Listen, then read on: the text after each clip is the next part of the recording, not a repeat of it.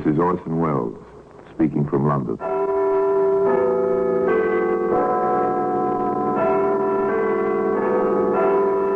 The Black Museum. Here in the grim stone structure on the Thames, which houses Scotland Yard, is a warehouse of homicide. A warehouse where a parchment lampshade, an automobile tire, a canvas tarpaulin, an umbrella, all are touched by murder.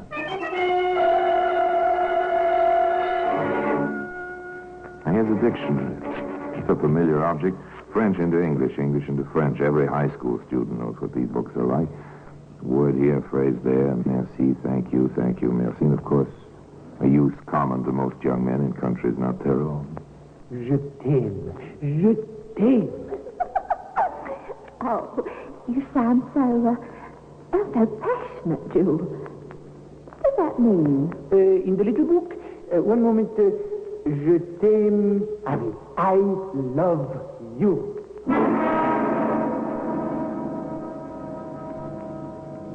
Well, today the dictionary can be seen in the Black Museum.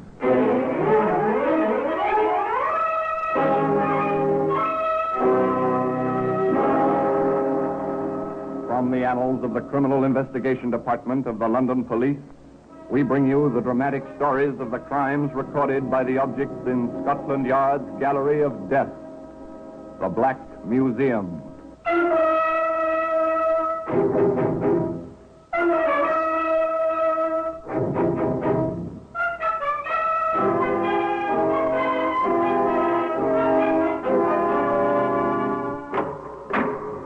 Here we are in the Black Museum.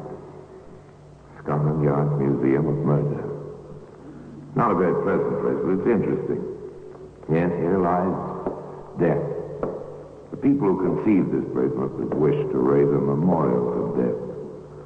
And here, collected under one roof, are the mementos of the murders from over 100 years. Here's a dart, a feathered dart, made for pleasure, for laughter and friendly tavern. This tiny metal tip was dipped in cyanide. A twist of a wrist, flick of an elbow. The dartboard missed. The spectator was scratched. It was an accident. An accident? No, it was murder. Ah, here we are, the dictionary. You want the English for a French word? Here it is, or the French for a word in English. It's here also. Nice idea. All in one book. Great convenience. Particularly for Jules Gamache, who had a bit of trouble expressing himself to Betty Brown on the beach in southern France. One warm and sunny afternoon. Je t'aime. Je t'aime. Oh, you sound so passionate, Jules. What's that mean? In the little book, one moment, je t'aime, oui, I love you. Right, Jules. And me, a married woman? It was. Love out of a dictionary in the summer in southern France. Of course, this was in 1923. That date's important simply because radio and broadcasting were just beginning. And Jules Gamache was something of an electrical engineer. In fact, he was the only man in a little French seaside town who was able to bring music out of the air. Luc Gallen, how you say in anglais? De Cat's Whisker. So. Maintenant, mes chéris, écoutez. Oh, Jules. But there really is music in these funny rubber earmuffs. Huh? Why, Jules, well, you are bright, aren't you? I love you. I must have you now, today. Parbleu, always. Oh, Jules.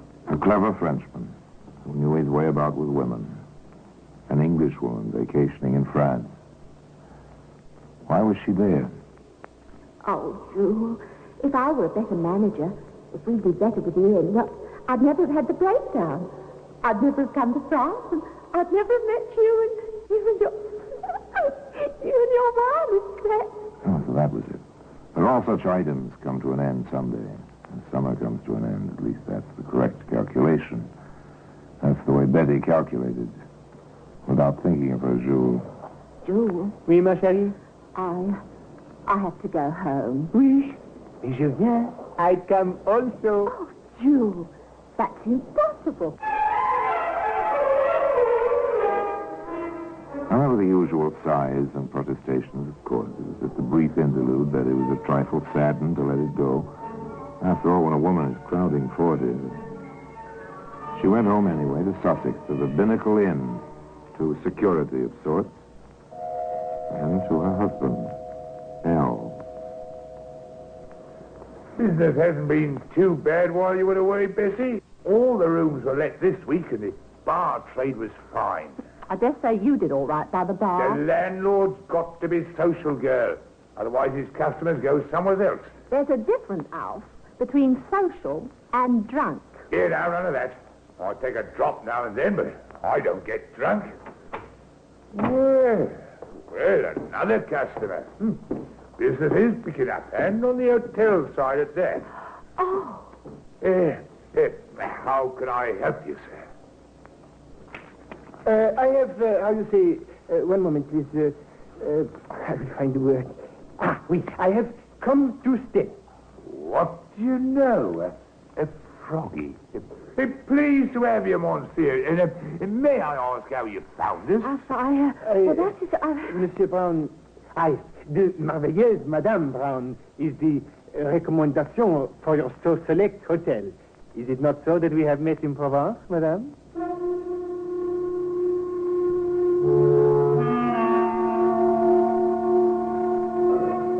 The little Frenchman must have been mad. Mad with love. Or just a little touched in the head. In any case, he'd come just as he said, to stay. As he explained it to Al Brown. I am, an inventor. I have much great ideas. Yes, sure, Gamma, sure. But do you make any money? To make money? Je ne comprends pas. Money, shillings, francs. Oui, beaucoup d'argent. Oh, right now I wait from Canada. Much money. And what do you invent to get all this beaucoup money? The wireless. I am in the wireless, very much interest. Well, monsieur, if you can get music out of the air, maybe you can get some money out of the same place to pay what you owe us. Huh? You've been here a month now, and we haven't seen a shilling on your board bill. Board bill? Comment? There was another conversation shortly thereafter on the same subject, if not exactly on the same polite level. Look, Bessie, he's your friend. We've got to have some money. How can I ask him for money, even if he is our friend? Yours, not mine. He doesn't take walks with me every afternoon. Alf Brown, are you suggesting? I'm not suggesting, dearie. I'm telling you. Get some money out of him or out he goes. You're supposed to be the business head in this family. All right. Tend to business here. Well, you never talked to me like this before. It was the first time for everything, they say. For the first time, Al was in the driver's seat, and he knew it. So did Betty know it. On one of their afternoon walks, she said as much to Jules. Jules? Oui, ma chérie? I suspect. He will do nothing, jamais. He's after me Huh? to get money from you. What are you laughing at? I'm telling you, his Alf will be real nasty. Me throw us both out. And you without a penny. Well, it's not funny. He holds the whip hand. Don't you understand? Oui, one moment. Oh, Jules. Not that little book again. Oui, ça fait mon, le petit livre. Ici, I have it. Like an Englishman, so... one may steal his wife, but not owe to him money.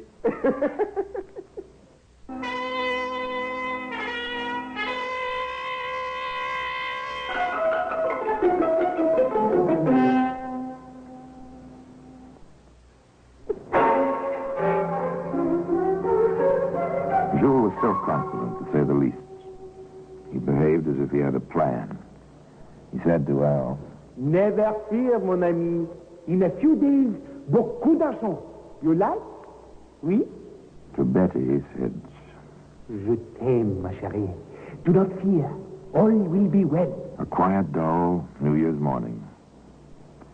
The routine of the inn continued, minus the overtired, oversleeping maid. After a while, the master came grumbling down the stairs. Bessie! Bessie, where are you? Ah, please.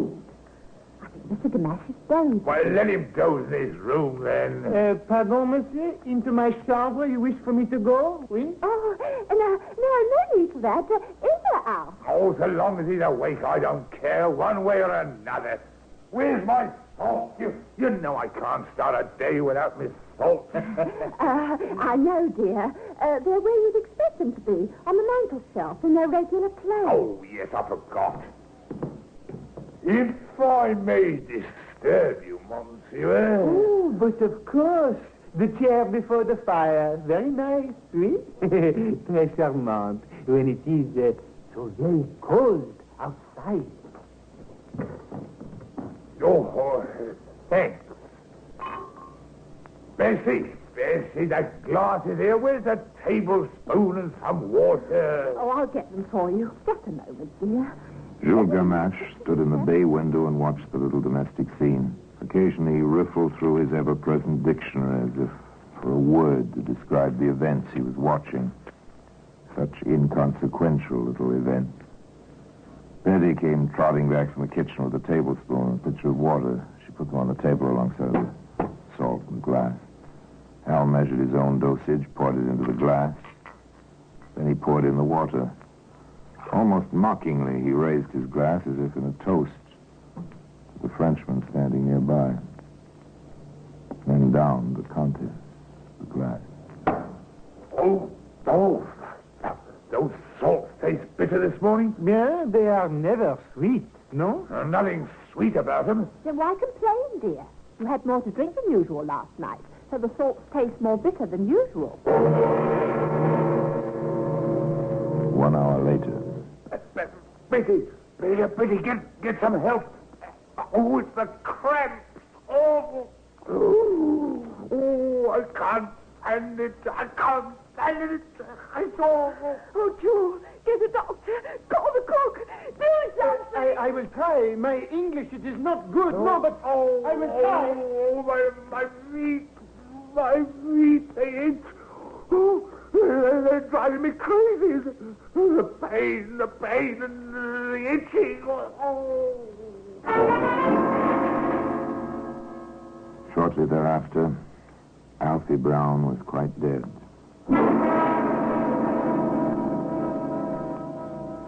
And so the tragedy reached its climax. And playing its little part in that tragedy was a certain dictionary, which, as I've told you, can be seen today in the Black Museum.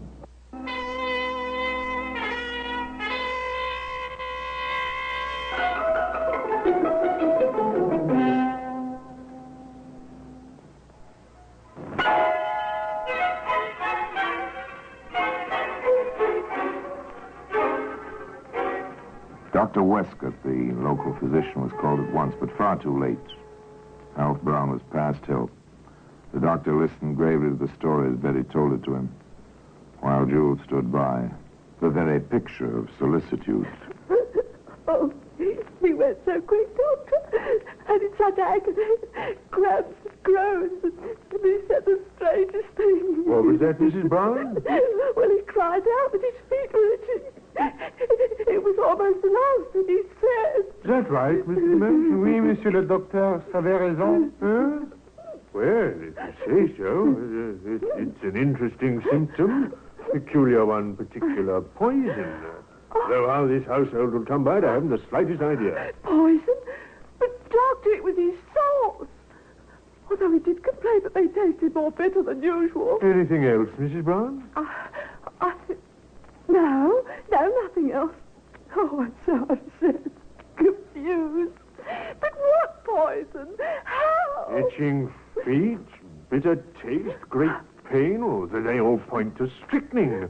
But of course we won't be able to know for certain until there's been a post-mortem. Oh, Doctor, why? Well, I can't sign a certificate under these circumstances. I have to notify the coroner and the police. Oh. Now, I think our next precaution is for you to give me the bottle, the spoon, and the glass into my charge. Where are they? Oh, well, I don't quite... Mr. Gamache, do you remember? Je ne sais pas, madame. Je ne comprends pas. Oh, come, Mrs. Brown. Now pull yourself together. You want to catch the party who poisoned your husband, don't you? Perhaps there was a better question than Dr. Westcott realized. It was pure rhetoric at that moment, as far as he was concerned. Of course, the widow wanted to catch the murderer. Still took a bit of concentrated prodding of Betty's memory until she said, I know now, Doctor. I put them in the drawer of the kitchen table when I left Port Arthur for a moment to fetch some tea and soda. I thought it might help. They found the bottle and the glass and the spoon in the kitchen table drawer. The doctor looked at them closely. Someone's washed these thoroughly. There are still traces of water in the bottle and the glass. Mrs. Brown, I'm going to the police at once. And Dr. Westcott went to the local police. The local police went to Scotland Yard. Betty Brown went to Jules Gamache. You did it, Jules. I don't know how, but you did it. Moi? Ma chérie, ma foi, impossible. You did. You killed Alfred, and you stayed right there and watched him die. Betty, you are most... how is it? Oui, you are most hysterical. You know I do not kill your Alfie. You must know this. I know. I feel it in my bones. You killed him. Go away, Jules. Go away. I never want to see you again as long as I live.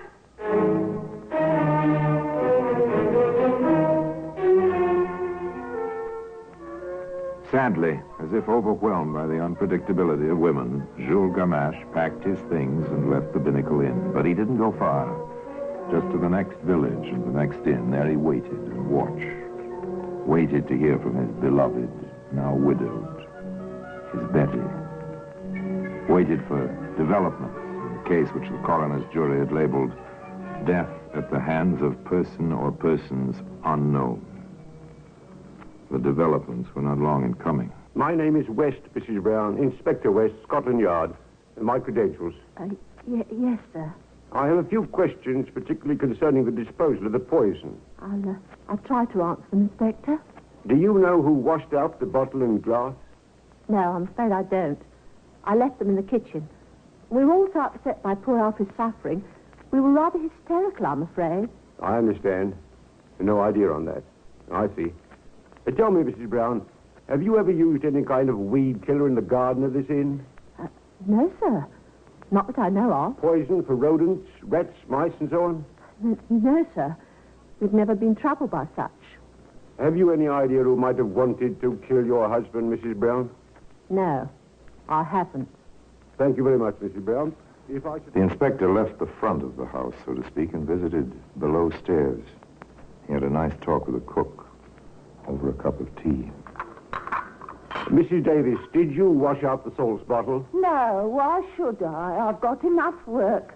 And that was New Year's Day. The maid didn't come in. I had to clean up, too. Pity, not much of a New Year in this house. Did you notice the bottle at all? Well, I remember saying to Mrs. Brown that there wasn't much more than a tablespoon left in it. And perhaps she better order another bottle in case Mr. Brown was getting mad if he had none. Now, this is important, Mrs. Davis. Can you place anyone at all, in this kitchen between the time Mrs. Brown brought the bottle in here and the time Dr. Westcott took it away? No one but the Frenchman, sir. Mr. Gamache. I seem to remember, sir. I wouldn't want to get him in no trouble unless he deserved it. But he did come in here and jabber at me. And then he used his little book. Little book? He's got a dictionary. Looks up the French and finds the English. Right comical he is sometimes. I see. Then he looked in his dictionary. And he said bottle.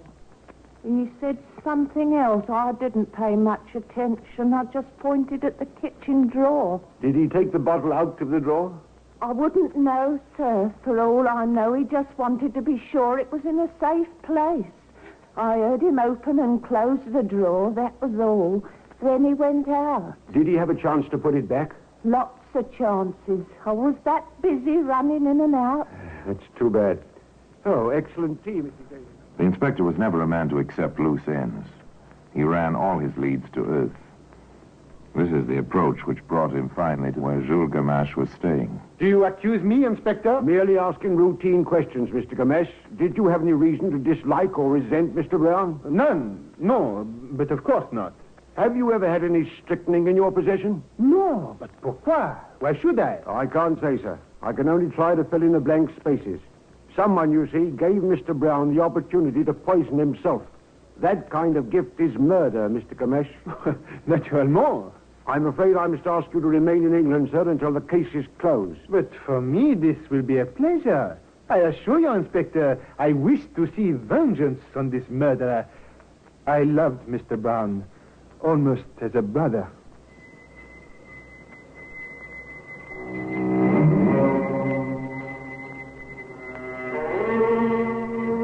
So there it was, a smooth, blank wall for Scotland Yard to face and search for some crack somewhere. The interest in the case simmered down. Nothing was happening. Then the newspapers picked up a lead, something so fantastic the men assigned to watch the Binnacle Inn and its neighborhood hardly believed their own ears. It seems that Jules Gamache began to write letters. And to the police.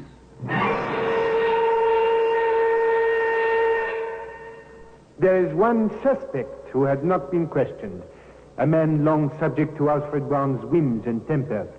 The pot washer at the inn, known to me only as Georges. I point the finger of suspicion. Observe, gentlemen of Scotland Yard, the comings and goings of Monsieur Arthur Brookfield, solicitor to Madame Brown. This man is in and out of her residence at all hours. Certainly not all of this can be on business. Was jealousy entering the picture now? The letters aroused a good deal of attention once they leaked to the newspapers, as such things have a way of doing. Jules Gamache was quite pleased. When the reporters swarmed about him, the photographers took his picture many times, in many poses. This was fame, at last, for an impoverished inventor living on his wits. Come in, sir. You asked to see me on the Brown case. Yes, sir. My name is Scott, sir. I'm the owner of a chemist's shop in Woking. Not too far from the Binnacle Inn, is it? Just far enough to miss some of the news, but this morning I saw this newspaper. Ah, yes, our French friend. Do you know him? He was a customer of mine a few weeks back, just before Christmas. Go on, Mr. Scott. He asked for strychnine. Oh, what excuse did he give? Oh, something about experiments in the wireless. He kept consulting a small English-French dictionary to express himself. The wireless, yes, that's the new excuse. Although why they should think the wireless operations entail the use of poisons is beyond me. Did you sell him any? I did. I made him sign the poison book. The name he used was Hatch. Mr. Scott, do you think you can identify this man among a dozen others?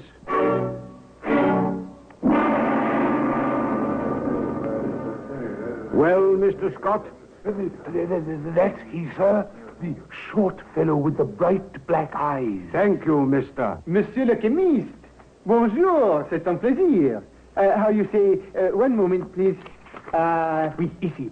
It is a pleasure that we meet again. Jules Gamache, I have a warrant for your arrest on a charge of willful murder. I must warn you that anything you may say... Well, that's the story. And today, the dictionary which played its part in that story can be found in its place in the Black Museum.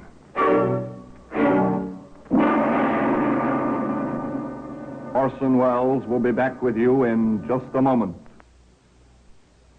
Truly a strange, impassioned little man, that Jules Gamache. He's half crazy, half sane. You wonder about him. And you know, to add to the dilemma of his personality, there's one last point. While Jules was awaiting execution, he wrote another letter to Inspector West, stating that shortly after the death of Al Brown, he, Jules, saw a woman. Whether the woman was the cook or his beloved Betty, he didn't know, secrete something behind some loose bricks in the garden wall at the Binnacle Inn. Of course, the police investigated. They found 2 small jugs, one with crystalline strychnine in it, and the other with a solution of the same poison. Now, the question is, did Jules Gamache put those jugs there himself, or did one of the women? And if the latter, Why did Gamache wait until just before his death to reveal this? Was it some odd form of gallantry? Well, I guess no one will ever know. And now until next time, till we meet in the same place and I tell you another story about the Black Museum, I remain as always, obediently yours.